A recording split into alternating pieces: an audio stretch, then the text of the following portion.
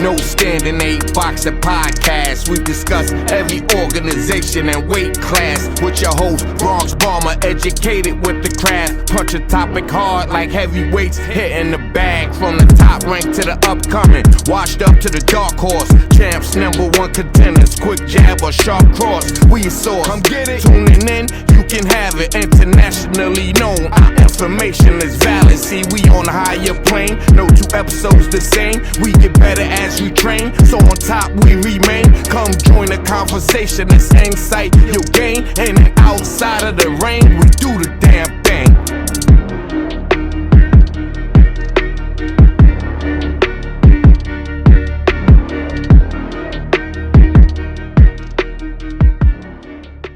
All right, fight fans, welcome to another edition of No Standing Boxing Talk, powered by NewYorkFights.com.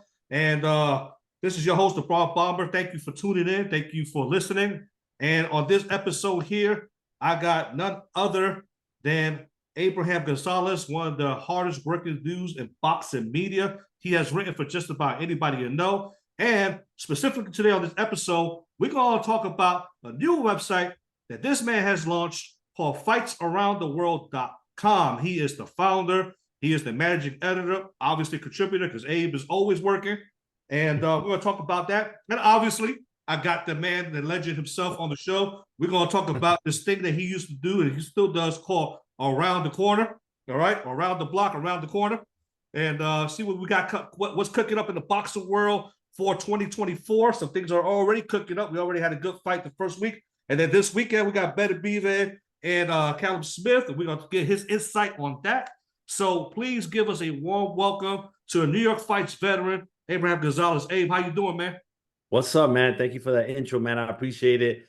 Thank you for having me again on the show. So, Abe, man, listen, you have been moving 1,000 miles an hour.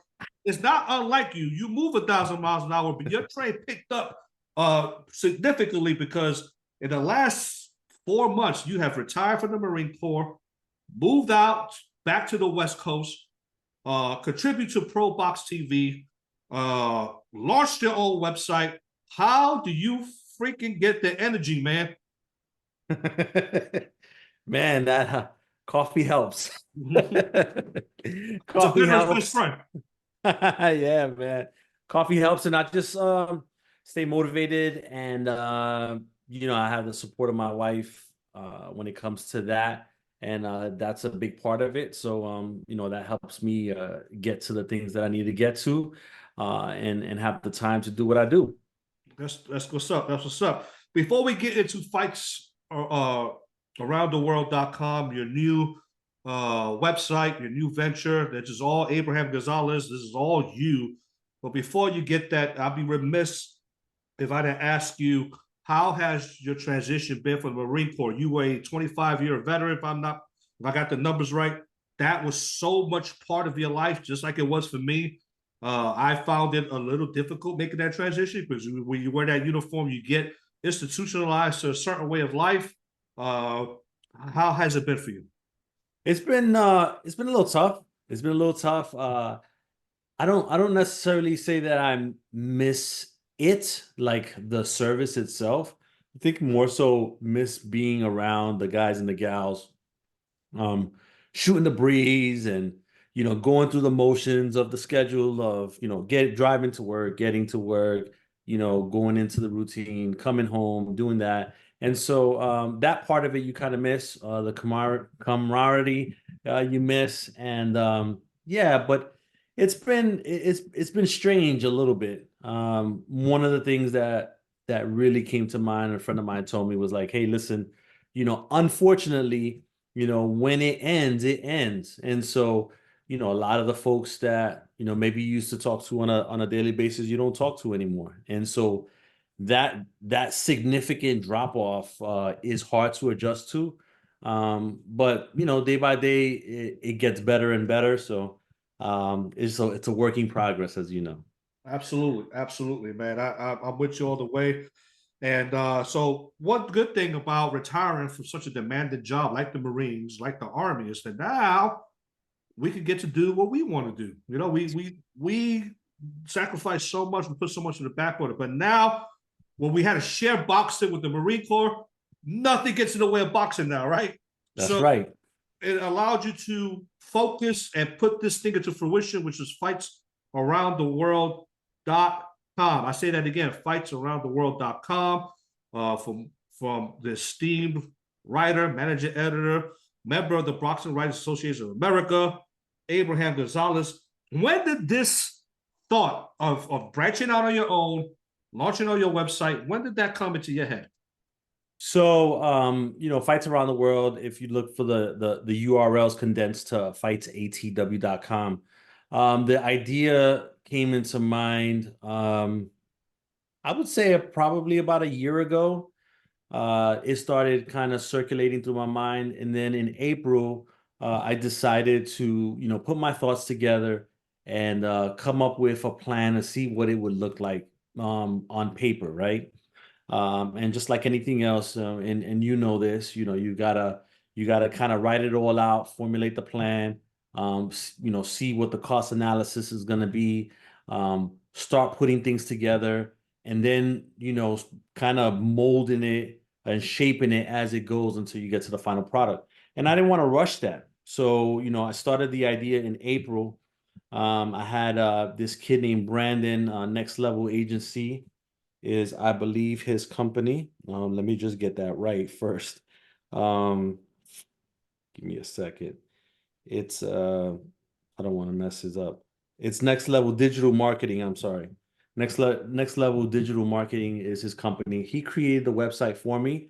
So he worked with me from April to the summer to create something that I envisioned, and he came through with that vision. And now, of course, there were like any project that you create or you start, there are unforeseen things that come up, right? And so some of those things would come up and it would be an easy fix. Some of them would take a little longer. So this is why I didn't want to be under a deadline to launch. I always felt like the top of the year was going to be, it was like an artificial deadline. But I gave myself, more than enough time to kind of get those things together and iron out all those details. And then finally, around November, December, I felt comfortable enough to where, I asked a few folks to, take a look at it, give me some feedback. Made some adjustments at that point, and then I was ready to go starting in January. Gotcha. So, yeah, listen, one thing I do know about you is that in the military, we have a saying called "Let's not rush to failure." Let's take our time, and you did this deliberately. You planned it out, and it shows. It shows in just a few days that this website has been launched. I visited it, and it's aesthetically pleasing, right? You sometimes you go to some websites and there's shit all over the place. You don't know what you want to click. You're bombarded with like ads and stuff like that, and you can't even read before an ad pops up, and then you don't know what you're reading. So that I do like it. It's easy on the eyes. You can find the topics really easy. Was that your goal? Was to have something where the readers could engage and have easy to read articles. Well, I should say that easy to find articles. What was your thinking of how you set up your website? Yeah, so I took my experiences not only from New York fights, but from Fansided, from my short time period at Big Fight Weekend, from my experiences now at Pro Box, and I just kind of put all those things together. More so with the NY fights and the Fansided, because both of those, at least the later part of the Fansided, were creating a site from the start, kind of. So, and I'll explain it in a second. So, New York Fights, independent site, who kind of building, doing different things. And so, I saw what worked there. And then with Fansided, after Fansided MMA broke off into their own site, Amy Kaplan, she had to start the website from the start. I mean, from the beginning. And so watching that process and seeing how she did it, I learned how to do that. And then of course just learning a lot of like the background stuff through the other experiences.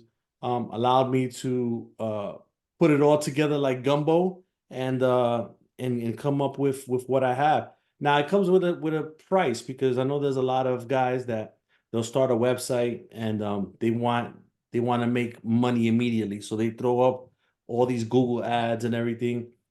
I've always found that distracting and a turn off on a lot of times.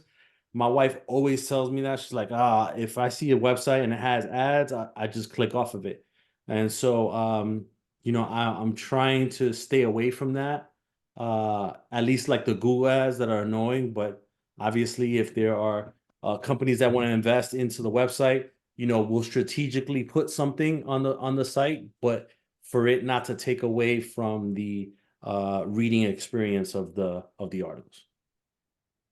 There is your approach to fights around the world. It's not just a boxing website. It also includes your second passion, or not, I would say second passion, but equal passion, which is pro wrestling, WWE. So those are the two main kind of, I guess, combat sports entertainment area. I'm sure the website could grow to other things to incorporate MMA and possibly bare knuckle or things like that. But sticking with those two passions, why? Well, you know what? I know the why. They're your passions. Why should combat sports, entertainment sports fans visit fightsaroundtheworld.com? What is your mission statement? What are you offering readers that's different from Boxing Scene, New York Fights, and all the other slew of combat sports websites? Yeah, so boxing and wrestling, and there was an article that Matthew Aguilar posted on the site, where boxing and wrestling has been together since like the early ages, right? And so I wanted to bring that concept back. If you think about it, boxing has it has its high periods and low periods. We're kind of in the low period now. But wrestling doesn't really. It's on every single week, so for the whole year, every year. And so for those periods where maybe there's not much going on the boxing scene, they can consume wrestling content. And so, for those that follow both, you have an opportunity to do that. Now, not only covering the mainstream stuff, a lot of guys and gals out there, they like to consume a lot of the independent stuff. So I'm going to be providing features and coverage from independent wrestling events, independent wrestlers from around the world that, those guys, there's some guys that are almost as popular as some of the mainstream guys, but work the independent circuit and are okay with that. They're fine with that because there's no control over them. And so they're just as popular. And so, they have stories as well. So I wanted to get that out on the wrestling side. On the boxing side, aside from all the main stuff that's going on, I definitely want to, bring out more of the prospects, the contenders, get back to that, maybe even dabble into some of the amateur fighters that are going to be going into the Olympics, this year, and just covering those type of things. And then, of course, doing more of the film and book reviews for both boxing and wrestling. We have an article that Thomas Gerbasi is going to be working on an author that's writing a new Macho Man Randy Savage book in the spring, summertime. So he's going to be doing a piece on that. And he's also sending me a feature on Danny Limelight, who is, as you know, a Marine Corps veteran, but one of the hottest wrestlers in the indie scene right now. So I'm going to be covering his event in Southern California on Sunday as well, where he's defending the championship title for the company. So, just doing a lot of different things like that and offering, different content, but kind of in the same lane. And giving people an opportunity to do that, to read that. Listen, Abe, there's nobody more qualified. You put the work in. You've taken a very methodical approach to your career as a combat sports journalist. You're very, very well respected. So with by all your peers, I don't think I've ever met anyone that's had anything negative to say about fighter, reporter, colleague, none of it, with how you handle your business.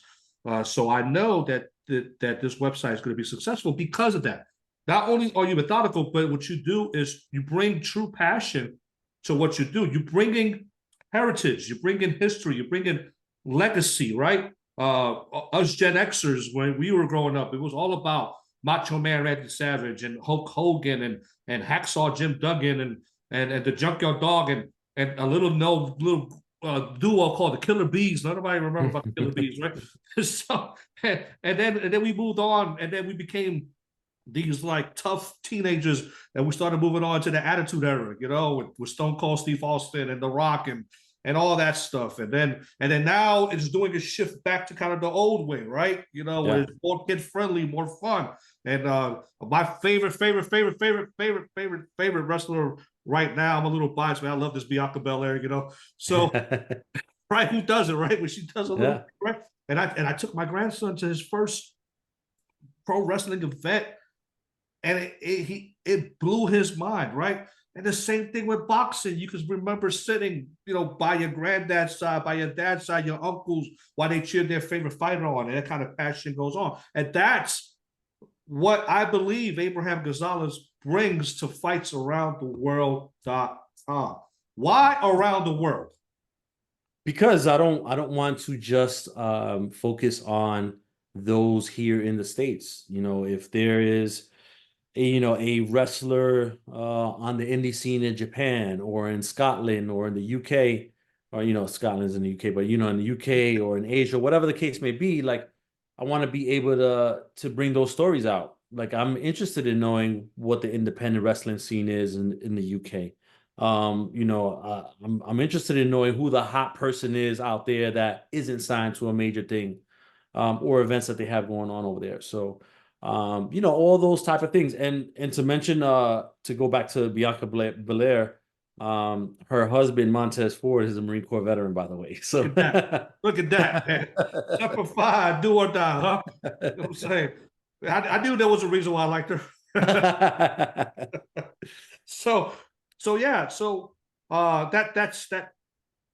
that's cool. There's a lot of stuff, us as Americans, sometimes we get tunnel vision. And when you're a traveled combat veteran, you deploy, you travel, you see things, you're exposed to different cultures, different things around the world. You'd be surprised, like, who has baseball in their country? Like, who has basketball? Who has pro leagues, who with some very, very good athletes that maybe go under the radar because they're not tuned into a mainstream American, website. And I think that's the good that you could do in that arena. And fightsaroundtheworld.com couldn't be any more legit, right? They got a logo, they got a website, they got a kick-ass manager and editor. They also got merchandise. It gets no more legit than that, man. When you can throw some gear, some fresh and rock out, it gets no more work there. So that's pretty legit, brother. Yeah, and I got the podcast too. The podcast, which the audio podcast, the Boxing Rush Hour Show, it streams on all audio platforms, but you can also find it on the website in case you don't have any of those things or you don't want to get into any of those things. You can hit play while you're looking at all the articles and seeing what's in there. That's right. Abe is an all-around boxing media content provider, man. So Abe, I wish you all the best of luck with that website. I know it's going to bang. It's going to be refreshing take on coverage of boxing media. And I think, and I truly believe this, and I say this with the bottom of my heart, I think in a short few years, you'll be contending right up there with some of the major boxing websites. Yeah, I hope so, man. I appreciate it. Oh, wait, before I get to that, listen, he's also got some heavy-hitting writers too, okay? So he just mentioned one of my favorite writers, in this boxing is Matthew Aguilar. I love reading his stuff. You know, Ryan O'Hara, award-winning boxing sports journalist, has signed on. You just mentioned Thomas Trebasi. Jesus, listen, that I mean, just off and I say this respectfully, off an infant website, you already got heavy hitters contributing to this. Okay, I want to be contributing to this here shortly along that. So there's going to be a diverse group of talented writers off the cuff covering this. So yeah, that's cool. What do you have to say per se as the people that are going to be contributing to? Yeah, so I got Mike Woods is gonna be making an appearance here and there. He's actually gonna send me something this week. Some of the guys that you've seen before. So Colin Morrison is gonna send me something. I've got this guy from Canada named Joshua Ben Joseph, who's been posting some good stuff there. Let me see. I got him. I'm trying to think. There's a good list of folks. Let me see if I could just pull it up real quick. I don't want to forget anybody. I have where is it? Okay, right here. Let me see. I have Fernando Aquiles from the MMA world that he contributes to a Sports Illustrated related website. Let me see. Sharia Abazi is going to be doing some stuff. James Lumpton from the UK is going to be doing some stuff. Heavy hitters. Lukey, Uncle Lukey, Lucas Catelli. Heavy hitter. Yeah, so we got some guys in there, one or two that are still kind of deciding what they want to do, and we also the site for select articles is going to be syndicated on yardbarker.com. Nice. So Yardbarker is like a full-blown sports website, and so they're going to be syndicating some of our content on there. So the opportunities are endless for eyeballs to see the material. Nice. I tell you, I think if this was a baseball lineup, I would put any of those guys to bat cleanup. Yeah, those guys are all heavy hitters, man. Especially my man Colin Morrison. Every time I drink a nice little beer, man, it better be of him, man. I can't wait to go to the UK and drink a beer with that dude, man. He puts out some good stuff from across the pond. I'm gonna tell you something right now, man. That guy, he'll drink anybody under the table. Listen, you ain't gotta tell me, man. I have drank with the people in the UK. Them jokers do not play, man. Yeah. Colin is next level, man. I was like, she and can still bang out a kick-ass article. Yeah. Yeah. Oh shoot, man. That's good stuff. All right, we're gonna transition now. I'll be remiss. It's been a long time. What a lot of people probably don't know is that 2 or 3 years ago, Abe and I had this little, it was short-lived. I think we did maybe like 10 episodes, but we had our whole little thing called the Boxing Smokers Lounge, right? Mm-hmm. So it was an ode, it was a tribute to the old smokers that used to take place where fighters unknown fighters would have to work their way up, and someone had to fight these smokers, particularly that took place in New York City, right? And you can hear Teddy Atlas talk about how he used to take Mike Tyson to these smokers and forge his age and get him there to fight, right? That was crazy. So that was an ode. Then we kind of changed it to the Boxing Lounge because I didn't want it to be confused with smoking and marijuana and stuff like that. But if any kids want to come visit the site, I didn't want it to have a bad connotation in that perspective, right? In that respect. So we did a few episodes and we kicked that off. It did well. And then as I started to get busy and busier at NewYorkFights.com and interviewing folks, and he started to grow busy, we kind of went our ways, but we always have that tie connection. So one thing that Abe was really good was telling us what was coming up, what's on the horizon, what's around the curve with Abraham Gonzalez. Abraham Gonzalez, what's around the curve for boxing fans coming up? Oof, man, what isn't around the curve? That's what I'm saying, right? Like it's like we were batting 100 in 2023. We got some great fights in 2023, and already in January, we've kicked off this thing pretty good. So like this week we got Beterbiev versus Caleb Smith. That's going to be a heavy hitter. We'll talk about that a little bit. But what do boxing fans have to look forward to? I mean, well, the winner of that is, if Beterbiev wins, which he should. I mean, now you're talking Beterbiev Bivol. The Saudis have pretty much said that, I want to stay quiet. that's You said he should. Yeah, it's I gonna be mean, Bevo and Beterbiev, right? yeah, it seems like that's a done deal. Or at least agreed upon. I shouldn't Yeah. say done deal, it's agreed upon for a fight this year. So they'll get it on, if the chips fall in place. The interesting thing is going to be that May fight. And I just dropped an article about that. I think that all signs are pointing towards Canelo facing Jaime Munguia in May, if Okay. Munguia beats John Ryder. If Munguia doesn't beat him, then I can see maybe Jamal Charlo stepping in. Um, I don't know who would be the third person, but I think that the idea is Canelo Munguia in May. I mean, Munguia is a certified ticket seller, whether people want to accept that or not. The guy moves tickets.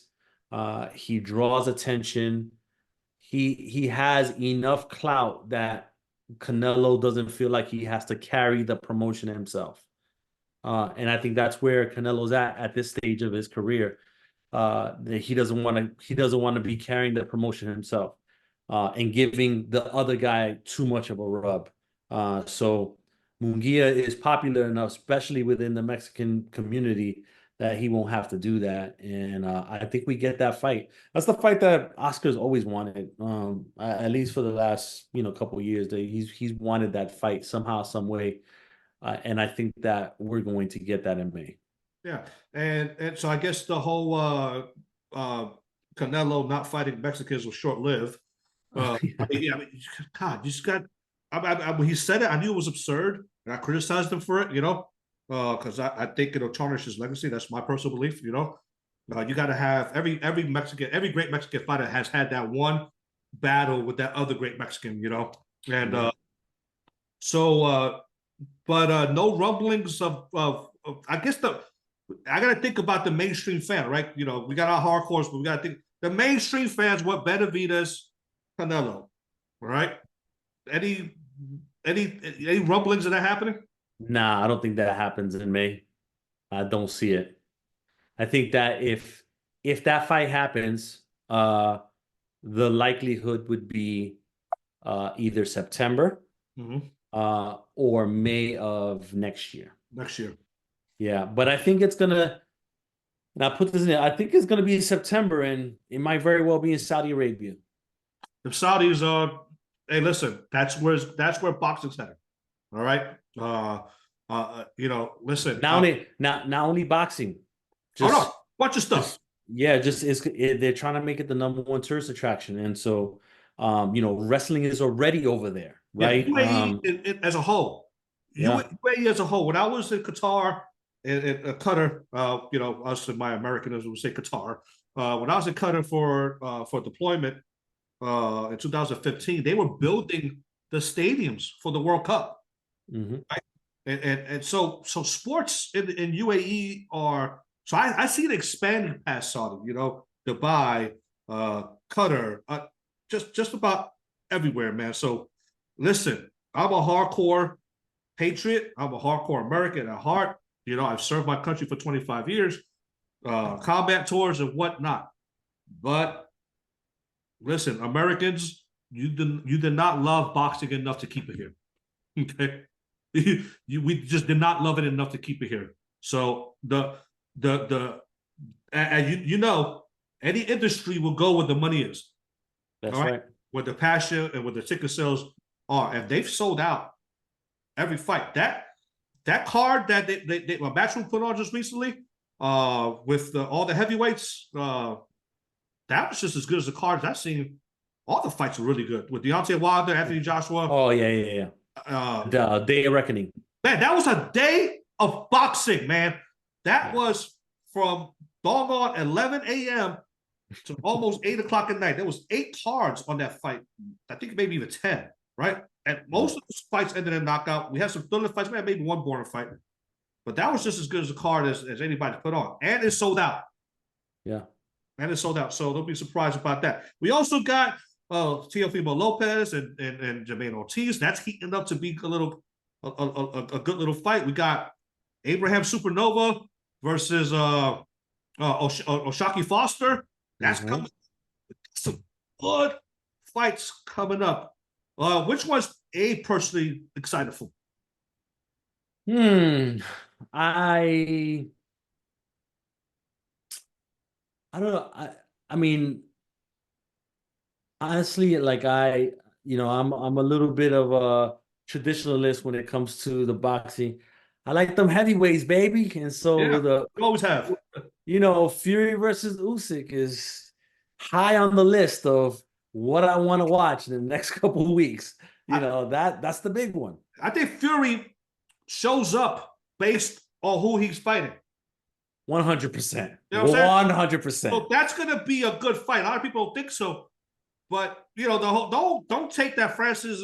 I can't even say his last name. Ngannou. Don't take that as a measure of what Fury always rises to the level of his opposition, right?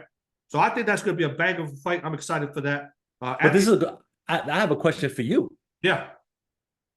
If Fury beats Usyk, where does he rank as on your list of greatest heavyweights of all time? That's a very good question, and here's my problem with ranking Usyk any higher than 10, right?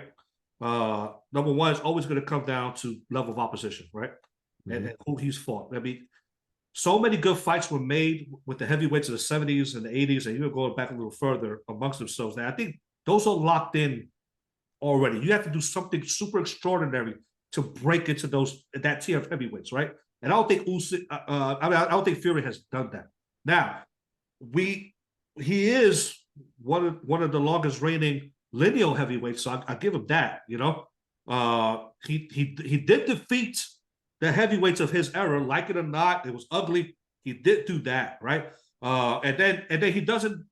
We may not get the fights when we want to get them, especially now if he becomes the undisputed heavyweight champion. Then you got to start to have that conversation, right? Of accomplishments as opposed to aesthetics, right? Mm-hmm. So if and only when and only if he beats Usyk and becomes and gets all those accolades, then maybe I could start to analyze this from a different perspective. Yeah. What do you think on that? I mean, it's tough, man. It's tough to keep him out of any of those conversations because whether people like it or not, he beat Klitschko at a time where Klitschko was the man. Yeah. Right? What obvious win, but he did beat him. He beat Klitschko. He beat a win is a win. You know what I mean? And so, and he beat arguably one of the hardest hitting punchers in the heavyweight division of all time, in Deontay Wilder, right? He beat him twice. So really, and I mean, he's faced the majority of the people in the heavyweights, with the exception of Anthony Joshua. So has he faced everyone in his era? Yeah, right? Kind of. I mean, it's not his fault if there's not a slew of heavyweights that are really, really good, So I don't know. I mean, we'll have to see how this fight goes, but if he dominates Usyk, oh man, we also got to remember what Usyk has done up to now and what he's done to Anthony Joshua, and so him beating Usyk, and they're signed them for 2 fights, so they're gonna fight twice regardless. If he beats him twice, oof, you really got to sit down and start having some conversations within yourself. Hey, is this guy, one of the all-time greats? Yeah. No, is he top 5? Those are the conversations you got to have. You hurt my heart right now. I'm just saying. And this is what I love about being Abe, right? We look at different perspectives of each other. Where Usyk where Fury won't crack my top 10 right now. He's already beat 5 other guys I would have put ahead of him in Abe's eyes, and that's boxing. But will only entertain that coming from this guy right here because he puts the work in, the homework in, and maybe some other folks within the business, man. But if you're Sure. you want those Twitter trolls, and you come up with that nonsense, I'm gonna crush you. So listen, what's your take this weekend? What's your official prediction for? Because you said better be a should win, and all I keep seeing is all these people saying that Callum Smith is just gonna beat Better Beaver, man. I don't think that's gonna be the case, man. I'm gonna tell you something. Better BF's time is coming up soon, but it's not gonna be Saturday. It's not. It's not gonna be Saturday. I am appalled that so many of our colleagues are picking Caleb Smith to beat Better Beaver. Callum Smith. Yeah, I think I'm not too upset with them because I can see why they would pick him. But I think that Better BF breaks him down and stops him late.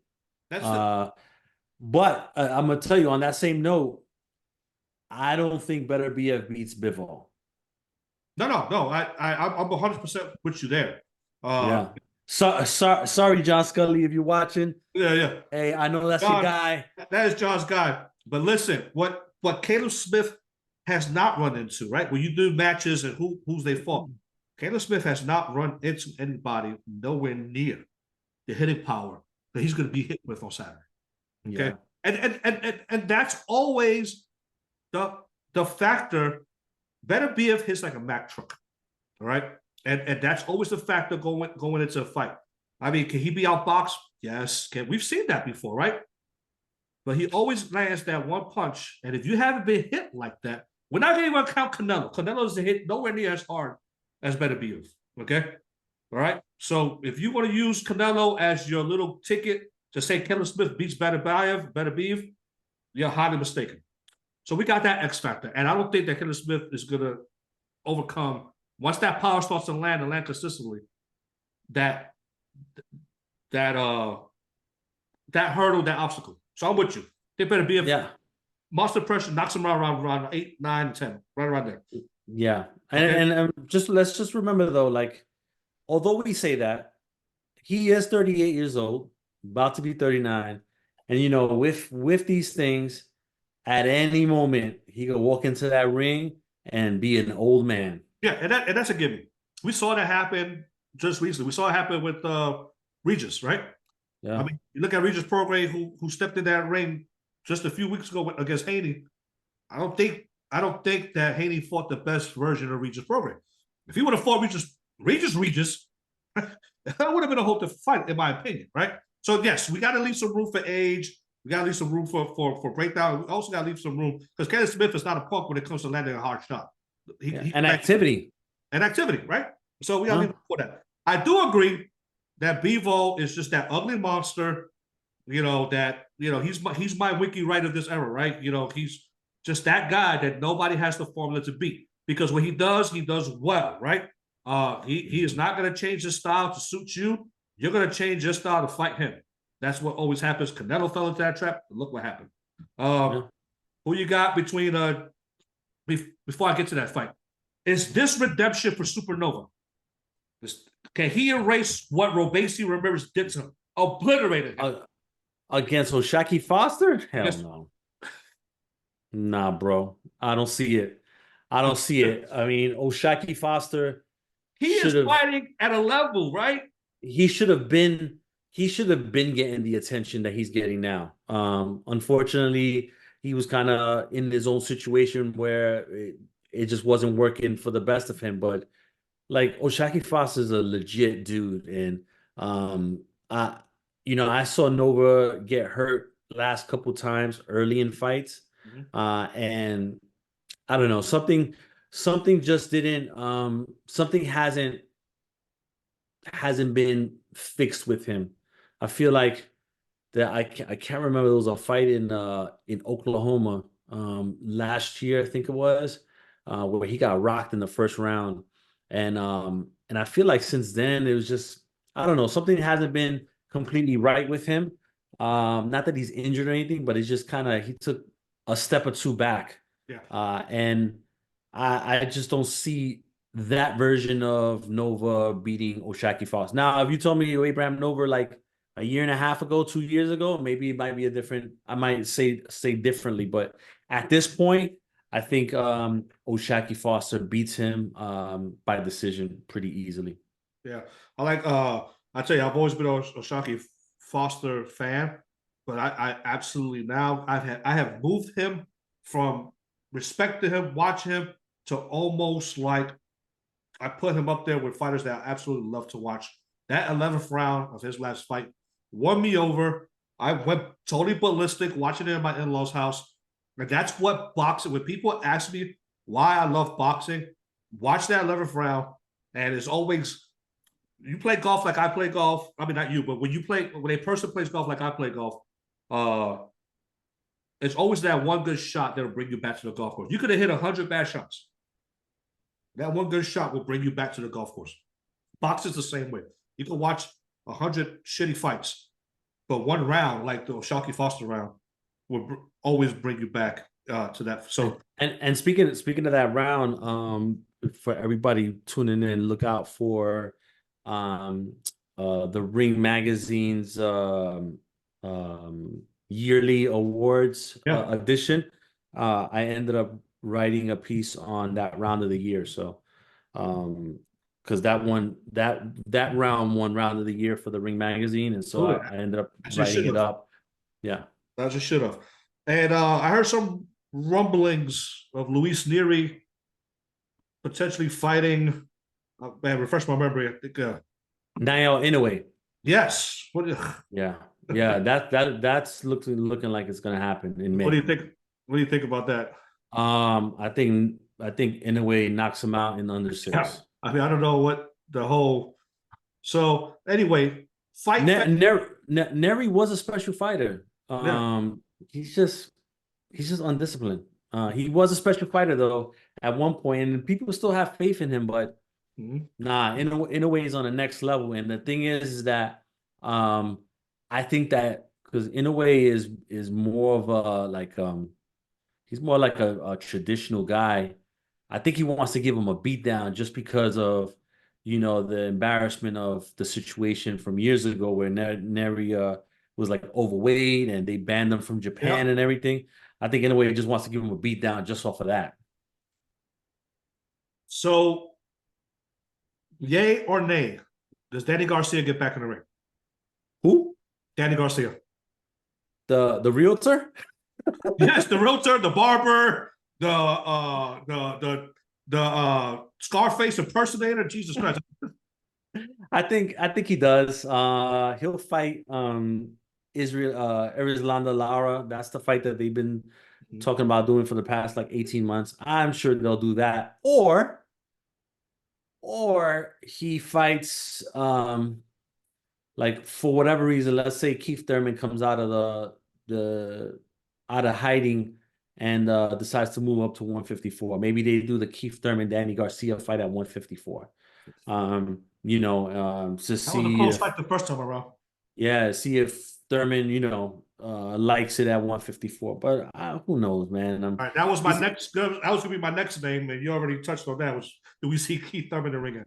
Do we see Chocolatito in the ring again? Huh? Chocolatito, yes. So they are working on something now. There's been some issues, but he is. They're actively working on things. Can't really say too much right now, but things are working towards him returning really soon. It's just some stuff got to get ironed out. Do we see Pacquiao in the ring? Yeah, against Floyd Mayweather. They're gonna do that. No, I mean really see him in the ring. Oh no, they're gonna do that exhibition and rake in garbage bags full of money, man. Like that's what they're gonna do. That's what they're gonna do that. Him and Mayweather gonna do that. Mayweather's gonna collect his money from this John Gotti III fight in February, and then they'll do the Pacquiao rematch or whatever in Japan under the Horizon Promotions. I have to imagine that Floyd is gonna clear anywhere between $40 and $50 million if they're gonna actually get him to go over there. So Yeah, I guess. I guess he'll. I mean, is he gonna come back in a real fight? I don't think so. Yeah. But if Right, he does, who does he fight? Right. right. Yeah. Um. And then at what weight, right? Because probably a welterweight. If Yeah. if Yeah. At 147. I mean, I don't think he'd fight Boots because there's no money in that. He would maybe fight. It would have to make sense. Maybe if if Spence Crawford doesn't happen for whatever reason, then I could see Spence fighting maybe Pacquiao again, yeah, and doing that fight, this time because remember they couldn't do it last time okay. because of his Yeah, eye injury. yeah. And I'll tell you, man, you and I are connected at the brain by some weird telekinesis connection. I'm gonna ask you last subject before we close. I was gonna ask you about Terrence Crawford and Errol Spence. What's next for those two? Yeah, so Spence got the eye surgery on the same eye, by the way, that he had for the that stopped him from the Pacquiao fight. Right. So he's probably, I think it's like somebody said like a 2 month recovery period. So if he had it in January, that's what, March. We're talking March now, right? Mhm. Probably won't be till like April or end of March, early April until he gets cleared to fight, right? And then he's probably gonna, test it out, see what's up. Now we're talking May. And then if they do a fight, probably talking late June, early July. So I would probably say June, July is when he comes back. Whether it's against Crawford or not, I mean, I don't know. I mean, they do have a contract. I think they fulfill it, uh, and then just kind of go from there. I still think though is at the end of the year, this year, maybe I think we get Terrence Crawford and Teofimo Lopez. That'd be a great fight. I really think so. I mean, people, and I wrote this on article, like people forget that, Teofimo, there was a reason why he asked to be a super champion Yeah. No. last summer, right? Super champions can challenge the next champion Yep. next, right? And so, He has certainly been popping that noise lately. huh? He's certainly been making that noise lately. Yeah, and so now all of a sudden, like that domino, that shoe's dropping, right? Yep. That people say he's crazy. I say that he's just really he's smarter than what people think he is. And if I'm him, okay, I did the super champion. Maybe he was waiting to see how Spence Crawford played out, right? Uh, if Spence would have won, maybe he would have been like, oh, maybe I hold off a little bit, right? Um, if both of them would have moved up to 154, then he would have jumped up to fight for the vacant title, Yeah. right? So he had, and now that Crawford won, maybe he's looking at it like, okay, well, you know what? Maybe I could take that fight. Yeah. And so, he'll face Jermaine Ortiz. He wins there, obviously. I think that he goes for that big fight. I don't think he fights Haney or anybody like that.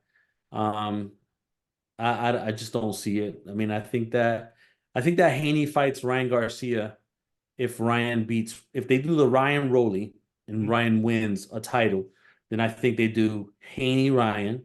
And Teo just fights in February and then maybe he fights in December. And if he fights in December, shit, why not with Terrence Crawford? So, no, all good stuff, Abe, as usual. I appreciate it. I give you, before I close out, do the closeout remarks. I give you the last word, man. What is it that you want the viewers of No Stand Boxing Talk to take away from this interview? Yeah, no, first of all, I appreciate the time and having me on your platform. Everybody, please visit fightsatw.com. So fights around the world. And I repeat again, fightsatw.com. And you'll get boxing features, you'll get features, recaps, interviews, announcements on both boxing and wrestling there, from the independents to the major fights, major fighters, to the contenders. So take a look at that. I'm on Twitter or X at AbeG718. At Fights ATW is the X1, and then on Instagram is at AbeG718. And Fights ATW 24 is the Instagram one. All right. Well, listen, folks, there you have it. My esteemed colleague, Abraham Gonzalez. Visit fightsaroundtheworld.com. If you're a hardcore fight fan, you know this face, you know his style, you know what you're going to get. If you're a casual fight fan, this is one of the websites that I believe, along with NewYorkFights.com, that will give you a foundational look, because we cover it all. We just don't do the big fights. We cover the mainstream fights, we cover your local fighters, we cover your club shows. And now if you're a wrestling fan like I am, like Abe is, now you have a platform, another platform to read wrestling news, mainstream wrestling news. But not only that, though, like he said, I didn't know this about wrestling until I started watching some of these documentaries. I didn't know. I thought the WWF was the end all to end all. But to find out that No Standing 8 Boxing Podcast. We discuss every organization and weight class with your host, Bronx Bomber, educated with the craft. Punch a topic hard like heavyweights, hitting the bag from the top rank to the upcoming. Washed up to the dark horse, champs, #1 contenders, quick jab or sharp cross. We source, tuning in, you can have it. Internationally known, our information is valid. See, we on a higher plane, no two episodes the same. We get better as we train, so on top we remain. Come join the conversation, this insight you'll gain. In and outside of the range, we do the damn thing. So, and then also check out for your boxing content, No Standing 8 Boxing. Thank you for spending your evening with us. Hey, once again, my man, thank you for gracing my platform. Until next time, brother. All right.